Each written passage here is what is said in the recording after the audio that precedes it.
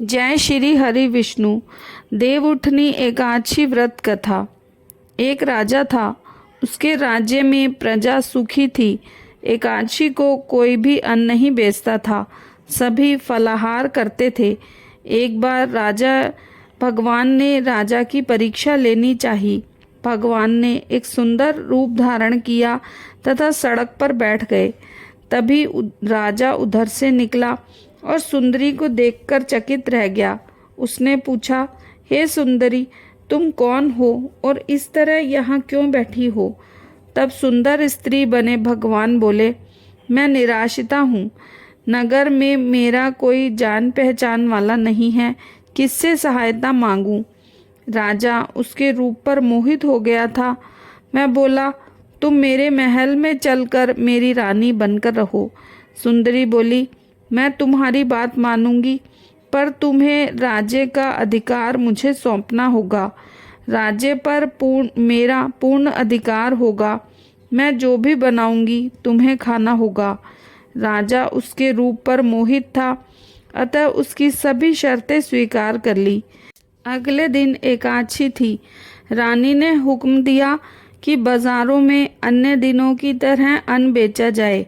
उसने घर में मांस, मछली आदि पकवान परोसकर राजा को खाने को कहा।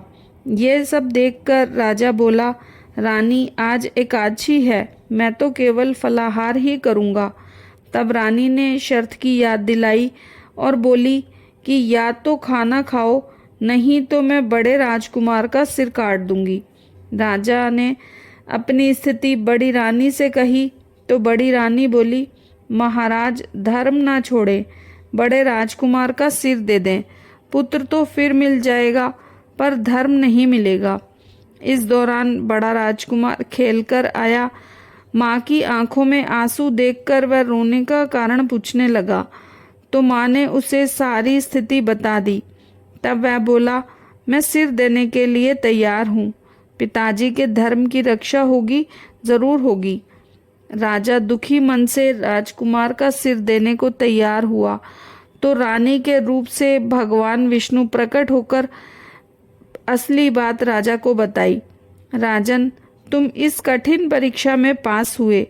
भगवान ने प्रसन्न मन से राजा से वर मांगने को कहा तो राजा बोला, आपका दिया सब कुछ है, हमारा उद्धार करें। उसी समय एक विमान उतरा। राजा ने अपना राज्य पुत्र को सौंप दिया और विमान में बैठकर परम धाम को चला गया।